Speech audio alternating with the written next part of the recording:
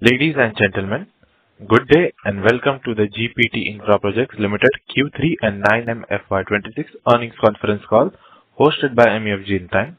As a reminder, all participant lines will be in the listen-only mode, and there will be an opportunity for you to ask questions after the presentation concludes. Should you need assistance during this conference call, please signal an operator by pressing star then zero on your touchtone phone. I now hand the conference over to Mr. Omkar Bagwe from MUFG in time for opening remarks. Thank you, and over to you, Mr. Omkar Bagwe. Thank you. Good afternoon, everyone. I welcome you all to the earnings conference call to discuss Q3 and 9 months FY25 results of GPT Infraprojects Limited. On behalf of GPT Infraprojects Limited, I am delighted to welcome you all to this call. Thank you for taking the time out on this call to discuss our latest financial results and performance. To discuss our results, we have with us from the management, Mr. Atul Tantia, the Joint Managing Director and CFO. He will take you through the results and then we will proceed to Q&A session. Before we proceed to the call, a small disclaimer. This conference may contain certain forward-looking statements about the company which are based on the beliefs, opinions and expectations of the company as on date of this call. The actual results may differ materially. These statements are not guarantee of future performance and involve risk and uncertainties that are difficult to predict. A detailed safe harbor statement is also given in the company's investor presentation. Now I would like to hand the call over to Mr. Atul Tantia. Thank you and over to you, sir. Thank you, Omkar. Good afternoon, everyone, and a warm welcome to the GPT Infraprojects Limited earnings conference call for the third quarter and the 9 months ended December 31, 2025. I hope you all have had the opportunity to go through our financial results and the investor presentation released yesterday on the website of the stock exchanges and on our website as well. I will briefly take you through the key highlights for the quarter and the 9 months. Before I move to the financial performance, I would like to highlight a significant strategic development during the quarter. During the quarter, GPT Infraprojects Limited entered into a share purchase agreement to acquire 100% equity stake in Alcon Builders and Engineers Private Limited, a well-established signaling EPC contractor with over 3 decades of execution experience in the Indian railway ecosystem.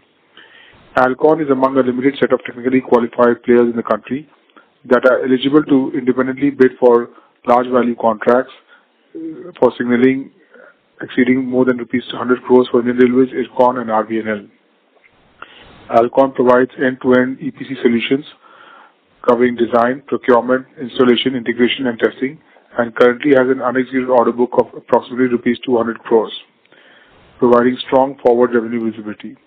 The signaling EPC segment is a highly specialized space with significant entry barriers and only around a handful of contractors nationwide who possess comparable qualifications, certification and execution capabilities. This acquisition provides GPT a plug-and-play platform with an experienced technical team, established OEM relationships, and a ready execution ecosystem which would otherwise take several years to build organically. Strategically, this acquisition marks GPT's entry into the high-margin signaling EPC system and complements our long-standing relationship of over 4 decades with Indian Railways. The opportunity is substantial, and the current signaling EPC market is estimated at around $1.5 billion, and the Indian Railways is planning a capital outlay of nearly rupees 1 trillion over the next 6 years towards signaling modernization. With GPT's strong governance framework, and strength of balance sheet and execution discipline, we believe the signaling business has the potential to emerge as a meaningful contributor to both revenues and margins over the medium to long term. This transaction is an all-cash deal of rupees 154.19 crores with a structured holdback, and the closing is expected on or before March 31, 2026, subject to condition precedents as per the SPA. Now moving forward to our financial performance for the third quarter and 9 months ended December 31, 2025.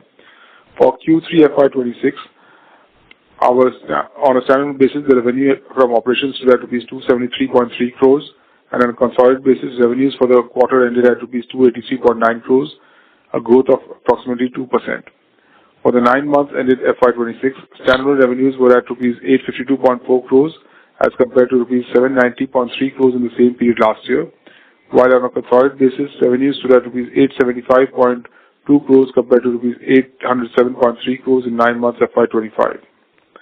Our standalone EBITDA for Q3 FY26 was at rupees 39.9 crores compared to rupees 35.8 crores last year, while EBITDA for the 9 months ended stood at rupees 123.6 crores compared to rupees 110.3 crores in 9 months FY25.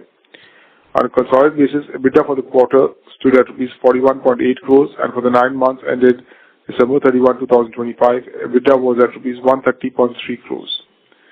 We continue to maintain our long-term EBITDA margin guidance of over 13%, which has been our hurdle rate historically.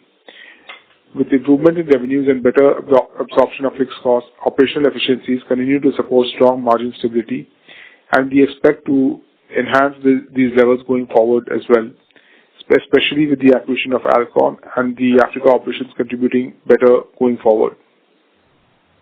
Profitability has also remained healthy. Consolidated PAT for Q3 FY26 stood at rupees 20.2 crores, while for the 9 months, consolidated PAT was at rupees 65.4 crores compared to 55.8 crores during the same period last year. On a standalone basis, PAT was at rupees 19.6 crores compared to rupees 63.2 crores for the 9 months FY26. Cash flows remain stable, supported by strong execution, discipline, working capital management, and continued expectation of reduction in interest cost. The execution was muted during the quarter on account of extended monsoon and festival season in October month. Now coming to the segmental performance. The infrastructure segment continues to be the backbone of our business. For the 9 months ended December 31, 2025, the infrastructure segment reported revenues of rupees 800 crores, which is approximately 94% of the company's total revenues.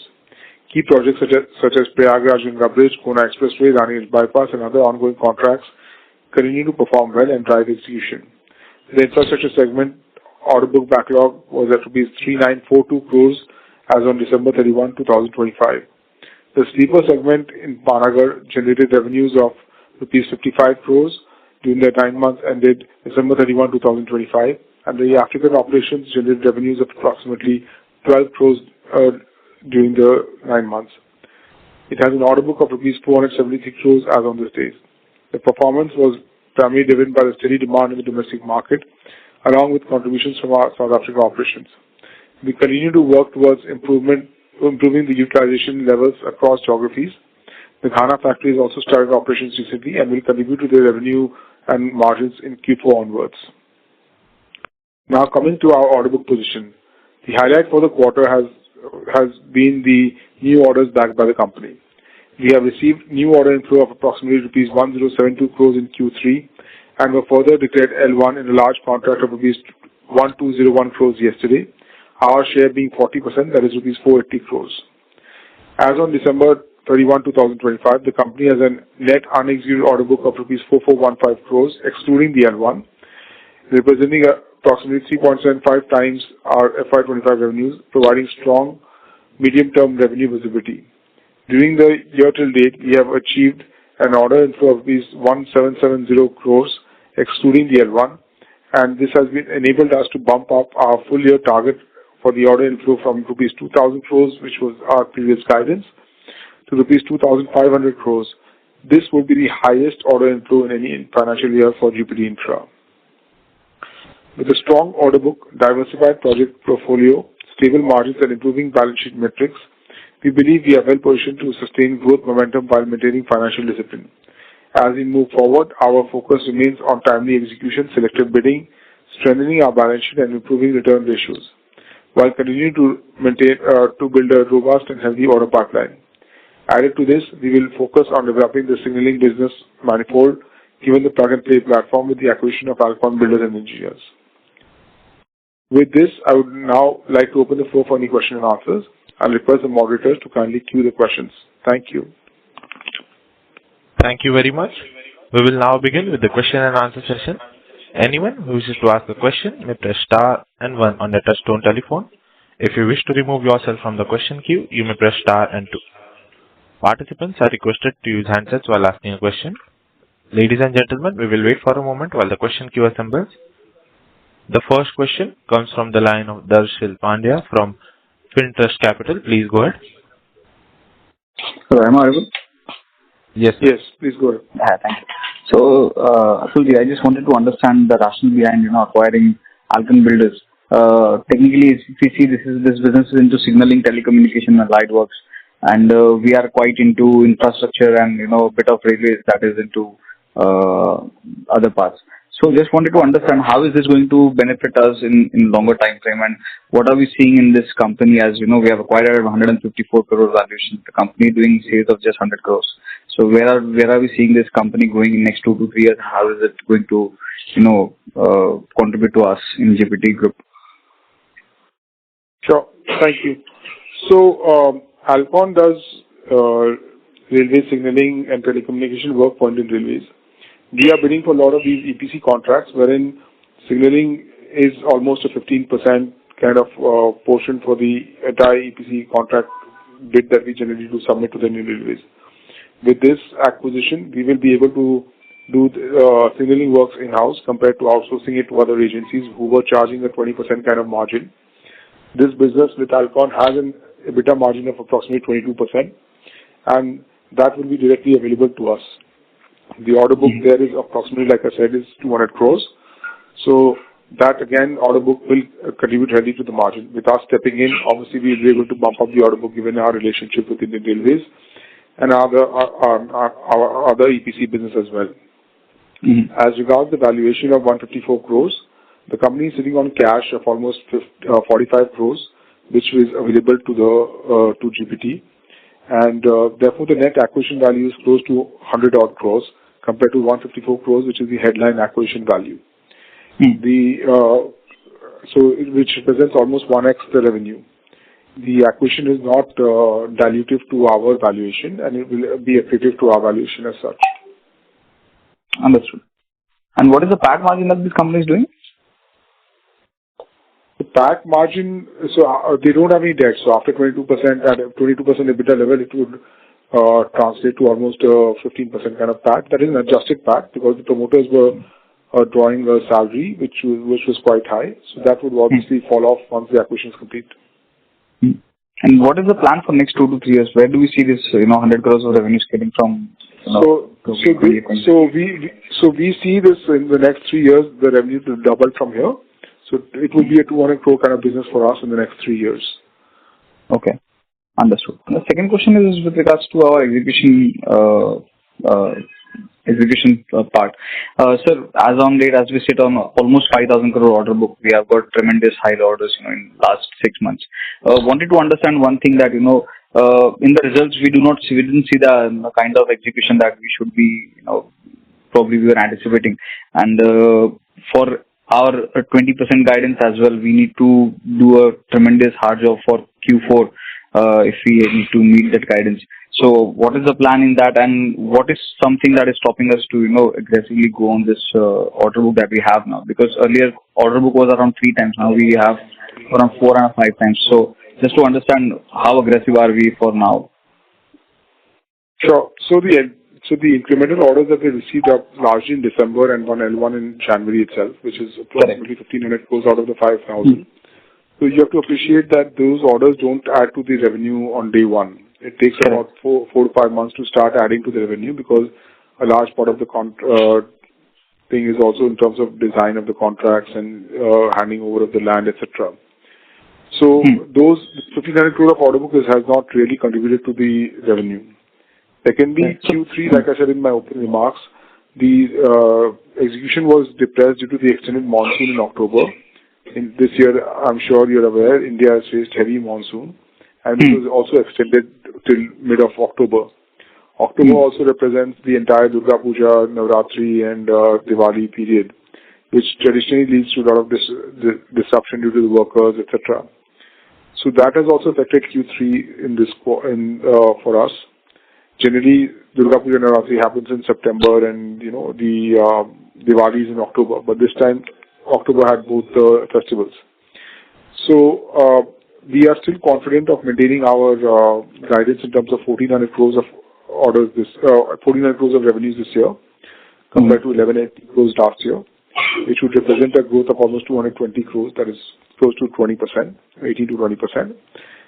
Given the strong performance that we're seeing in Q4, And I'm sure that we'll come back with a bang for Q4. Oh, all the best. And I'll fall back in the queue. Thank you so much. Sure, thank you. Thank you. A reminder to all participants, anyone who wishes to ask a question may press star and one on a touchtone telephone. The next question comes from the line of Pranav from Prudent Equity. Please go ahead. Yeah, hi, good afternoon. Am I audible? Yes, sir. Please go ahead. Yeah, so you said you're maintaining the guidance of like 18 or 20%. For that, in Q4, you'll have to do like more than 500 crores, which is like almost a 50% year-on-year growth. So, do you actually see that happening in Q4? So it's not more than 50% growth in Q4. Last year, Q4 was significantly higher. So we see 500 crore, close to 45 crore kind of number happening in Q4. For us, last year, Q4 was approximately It was like around 380 crores. 380 crores, yeah. So from 380 to 480 is not a 50% kind of growth, 4,500. So that's almost like a 30% kind of growth. So we see that 30% kind of growth happening for this year, for this quarter. Right, okay. And my next question was, like, as of this moment, you got like the highest order book ever. So just to stop you there. Sorry, stop you there. Yeah. Go ahead. To achieve that, there are 2 or 3 things which should also contribute. One is this acquisition of Alcon, which will give us revenues in Q4. Second is also the operations in Ghana, which will also contribute. So these things have not happened in the last 9 months. So both these things will also contribute to the 500 crore kind of number that we're looking for in Q4. So won't that Alcon consolidation happen in FY27? No, so the acquisition is effect from 1st January. So we have gained transitory control as per the share purchase agreement signed yesterday, and the acquisition is with effect from 1st January. Right. Okay. My next question was, like, you have the highest ever order book ever in the company's history, I guess. So that's almost like 5 times order book to revenue ratio. So what do you expect in FY27? And to finance that, do we expect any fundraising happening in the future? So FY27, we are expecting more than 25% kind of growth given the strong order book that we do have. We will give the full year guidance in our annual results, which we will do the Concall sometime in May. And however, having said that, given the order book of almost 4 times our revenues, we expect almost 25% kind of growth. Our execution cycle has always been strong, and we expect it to remain strong. In terms of financing the same, I think that we don't expect any dilution or equity fundraise at this moment. We do have strong internal accruals, and cash flow to EBITDA has also been strong, almost at 80%. So we don't expect any equity fundraise to happen. Obviously, some working capital debt would be required, both in terms of funded and non-funded, in terms of bank guarantees, etc., which we will approach our consortium bankers. Right. Okay. So just a industry-wise question, like, if you see, like, across the industry, there was like a slowdown of orders in terms of government orders. So, but in that scenario also we bagged like quite a few orders. So would there be any margin pressure, or like we continue to maintain the similar margins? Well, I've said that in my opening remarks as well. We maintain the EBITDA hurdle rate of 13%, and we expect to be north of 13%, especially with the addition of Alcon as well as the operations in Africa also picking up. Right, sir. And my last would be any update on the pledge and the release of the same? So the pledge stands today at almost 35% of the promoter of the total company shareholding. We already approached the consortium to reduce that further. We expect it to come down to 25% in the near term, and then further reduce from there. Right. Thank you. Thank you for your time. Thank you. Thank you. Thank you. The next question comes from the line of Ritesh Bhagwati from Alpha Plus Capital. Please go ahead. Thanks for taking my question. So last quarter, you mentioned short-term borrowings rose temporarily due to, monsoon execution and invoicing delays, which led to working capital days increased.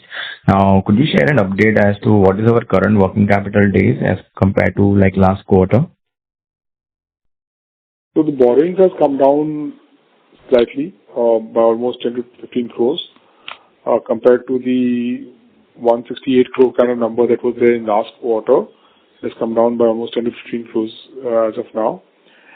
In terms of working capital days, obviously, if the borrowings has come down, working capital days is also kind of shaved off by about 10 odd days. So we are now back to double digits in terms of working capital days. Okay. Fair enough. Like that's it from my end. Thanks. Thank you. Thank you. The next question comes from the line of Parth Kotak from Plus 91 Asset Management. Please go ahead. Hi, Atul sir. Hopefully you're doing well. Hi. Most of the questions have been answered. Just you mentioned to the previous participant that debt has actually come down, meaning the acquisition that we did was fully from internal accruals, is it? So the acquisition has not been completed. Acquisition is the share purchase agreement was signed yesterday. Like I said in my opening remarks, acquisition will close on compliance of certain condition precedent in the SPA. That is expected to close on or before March 31, 2026. Okay, super. That's helpful. Sir, secondly, concrete sleepers, we are guiding for about 140 crores of revenue. So is it Ghana which has not really picked up and we expect Q4 to be really strong? So concrete sleepers till now, we have done close to 78 crores in terms of revenues. We expect this quarter to do almost 45 to 50 crores in terms of concrete sleeper business. So we would be doing close to 125 crores for concrete sleepers for the full year, which is quite close to the overall guidance for the year at 130 crores. Absolutely, sir. And sir, lastly, on the execution front, I think we've already seen we have a pretty healthy order book.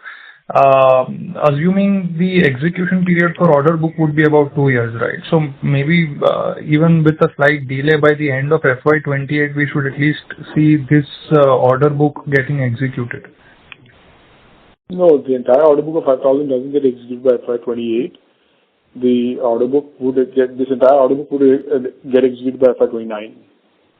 Because a large part of the order book, like I said previously as well, it has been in the last 45 odd days. So that will take 3 years to get executed minimum.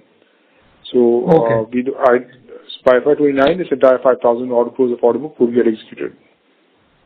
Sure, sir. Sure. Thanks a lot and wish you all the very best for the quarters to come. Thank you. Thank you. The next question comes from the line of Shivam Revankar, an individual investor. Please go ahead. Hi, Atul. Can you hear me? Yes, please go ahead. Yeah. Most of my questions are answered, Atul. It's just about this new strategic acquisition.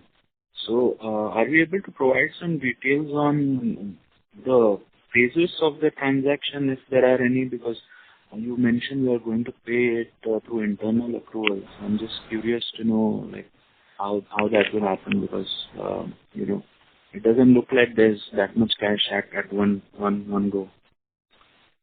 So we will pay approximately 125 odd crores in the next 45 odd days.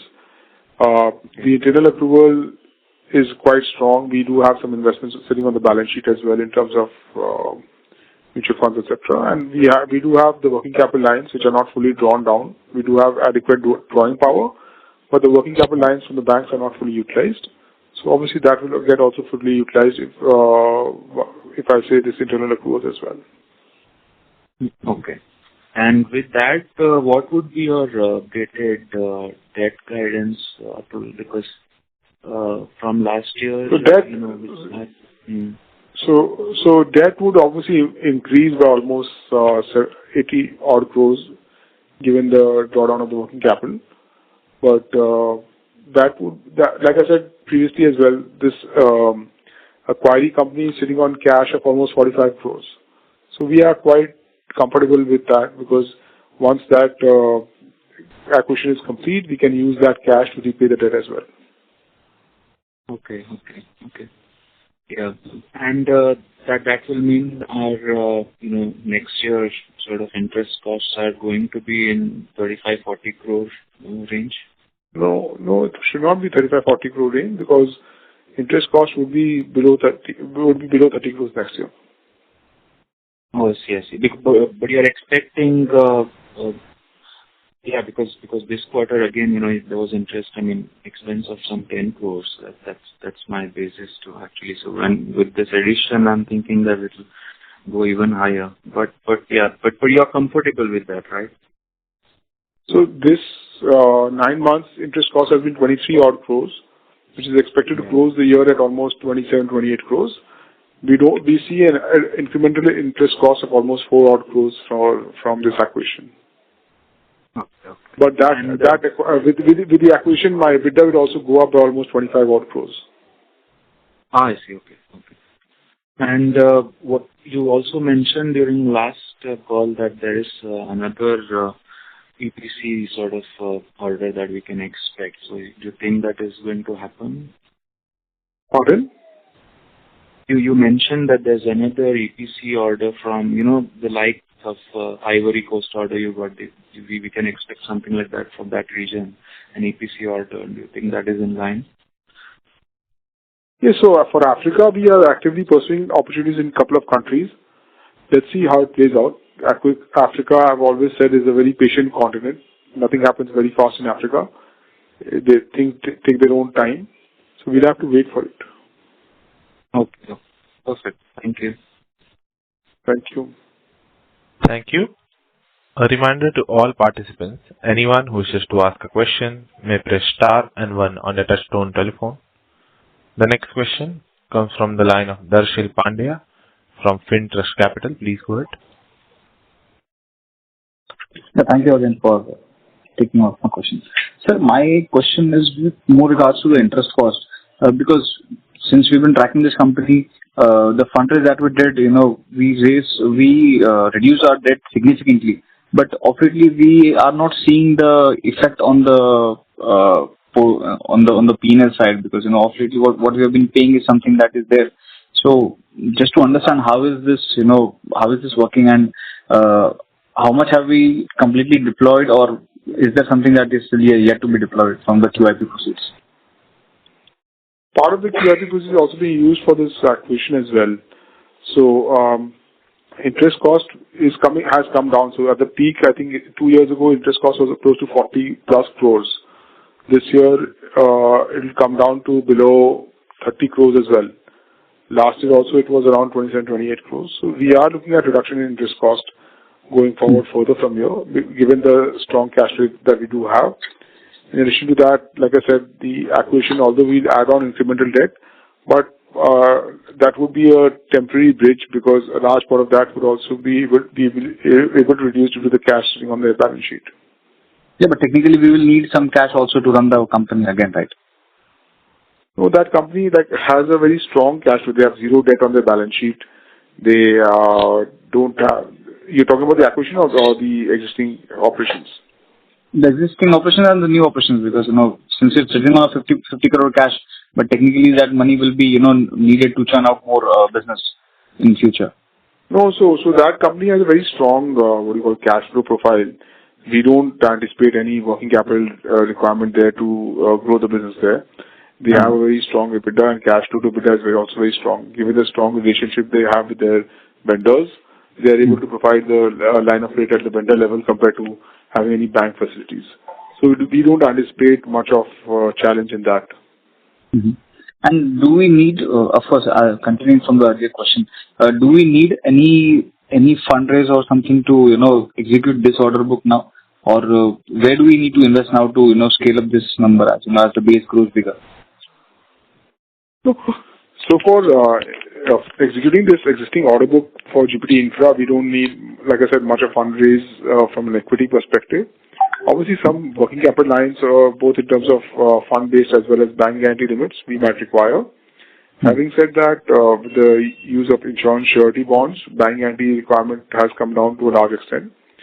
We will be able to grow this business and execute the order book basis the equity base that we do have right now. And you just mentioned the order book inflow, we have upgraded the order inflow from 2,000 odd crores. What was that? I just missed out. So the target for this year was new order inflow of 2,000 crores. We already achieved 1,770 crores, Correct. plus the 480 crores that we announced L1 yesterday. So we have kind of given the expectation that the 40 crores will convert to a confirmed order in the next couple of days. That 2,000 crore number is kind of already breached to 2,250 odd crores. So that is why I'm saying that we have kind of bumped up our order inflow to 2,500 crore target. Understood. And Atul, just one last question. Sir, since, we are into this phase of new acquisition also, and, we are trying to reduce on the borrowing sides. Just to understand, if we can, slow down on the dividend process and use that money again to put up in the business rather than, incentivizing the investors for the sake of the company's interest. Just a suggestion. So I think the board has kindly mostly heard what you are saying or discussed what you're saying. That is why the dividend was brought down from 10 to 7.5%. Correct. Yeah, absolutely. I understand. Thank you so much. Thank you. Thank you. The next question comes from the line of Viral Jain from SMG Finance. Please go ahead. Hello, am I audible? Yes, you're audible. Please go ahead. Yeah, thank you for the opportunity. So my first question was regarding with the execution part. So you did mention in the previous quarter, in Q2 FY26, that the H1 execution is typically 40% of the full year revenue. And looking at the second half, we'll be getting the 60% of the contribution and reaffirmed 20% annual growth guidance. Am I correct? Correct. Yeah. So given that in 9 months FY26, the revenue growth is 8% year on year at the consolidated level. So can you just help us to give a clear picture with regards to the implied execution required in Q4 FY26 and whether can we expect any larger order to peak the revenue execution in Q4 versus spilling into the FY27? So I think I did reply to this question previously, but again, I'll repeat it for the sake of clarity. We expect Q4 revenue to be close to 500 crores, 40 to 500 crores, which will enable us to achieve a full year revenue of close to 1,400 odd crores. So this is something that we feel is quite achievable. And given the acquisition of Alcon as well as the operations in Ghana and Africa also picking up quite well. And that is, so if we do 1,400 crores, that is like a 40%, which we did in till H1, which is 600 odd crores, and the balance 800 crores, which we are doing in H2. So that is what I think that reaffirms my statement in the previous call, that H1 is typically 40% and H2 is 60%. Got it, sir. And can we expect any larger order to peak the revenue in Q4 versus spilling into FY27? So like I said, means there are contracts which are performing quite well, which we have highlighted earlier as well, Prayagraj Bridge, Kona Expressway, Raniganj, etc. So these are contracts which are performing, Golaghat for that matter. So these are contracts which are performing already quite well, and they will continue to perform well in FY27 as well. Got it, sir. And my next question was with regards to the monsoon-related disruption. So in the previous quarter, you did mention that the monsoon-related disruption impacted the execution and temporary billing. So from Q3 numbers, the revenue has been quite flattish on quarter basis. So can you give us a more clear picture on how much the execution was being deferred due to the monsoon and whether this will fully normalize by Q4? So I would say that almost 20%, close to 45 to 50 crores of revenue was deferred due to monsoon. This obviously will be, we will be able to achieve that balance number in Q4 as well, which will enable us to do the 500 crore kind of number in Q4. Got it, sir. That was all from my side. Thank you. Thank you. The next question comes from the line of Pratiksha, Investing Alpha. Please go ahead. Hello. Yeah, hi, sir. I hope I'm audible. Yes, please go ahead. Yeah. So my question is on the recent acquisition of Alcon Builders and Engineers. So it has given us entry into a high barrier, high margin signaling EPC segment with about 22% of EBITDA margin. So can you elaborate on revenue contribution expected from Alcon in the coming financial year? Yeah, so like I said previously as well, Alcon did revenues of almost 100 crores in FY25. This year, in 9 months, they've done revenues of almost 104 crores. We expect them, Alcon to do revenue of another 30 crores in this year to close the year almost 130 crores. Given the order book that they have and the new order pipeline that they've already bid for, we expect FY27 revenues to be 140 odd crores as well for Alcon, which will contribute to the full year revenues for FY27 for GPT Infra as well on a consolidation basis. Okay, so do we plan to scale signaling beyond Alcon's existing 200 crore of order book? Yes, obviously, this 200 crores is just the order book as on date. We will continuously bid for new contracts in Alcon as well. And like I said previously, we expect the revenue to double in the next 3 years to 200 odd crores. This is, okay. And obviously the order book will go in proportion to the revenue guidance as well for Alcon. Got it. And sir, another question is like, how should we think about the capital allocation between traditional EPC, signaling EPC, and HAM JV projects? So I think the traditional EPC requires the maximum capital. Signaling EPC will not require much of capital allocation other than this acquisition, which is being paid to their shareholders, to the existing shareholders of Alcon. The HAM project obviously will require 45 to 50 crores of investment from us, which will partly be funded by the margins that we do make on the EPC portion of the HAM as well. Okay, sir. Got it. That's it from my side. Thank you. Thank you. Thank you. A reminder to all participants, anyone who wishes to ask a question may press star and 1 on your touchtone telephone. The next question comes from the line of Parth Kotak from Plus 91 Asset Management. Please go ahead. So just one follow-up on the bid pipeline. I'm not sure if you mentioned about the same in your opening remarks.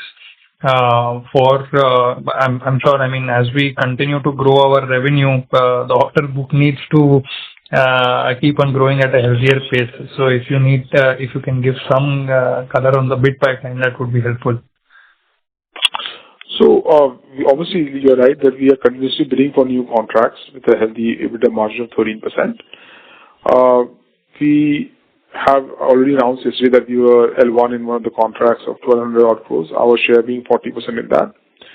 We have bid for more than 2,000 crores of further orders in the recent past, wherein the prices have not been opened, so we cannot predict what is going to happen. But we are quite hopeful that we should get further new orders as well in the balance 2 months of this quarter. And that is why we have bumped up our order book inflow guidance from 2,000 to 2,500 crores. Sure, sir. Sure. Thanks. Thank you. Thank you. As there are no further questions from the participants, I now hand the conference over to Mr. Atul Tantia for closing comments. Thank you, and over to you, sir. Thank you, everyone. I hope we have been able to suitably answer your queries. In case you have any further queries, you can please direct it to MUFG, our investor relation advisors, or directly to us. Thank you, and have a good day. Thank you. On behalf of GPT Infraprojects Limited, that concludes this conference. Thank you for joining us, and you may now disconnect your lines. Thank you.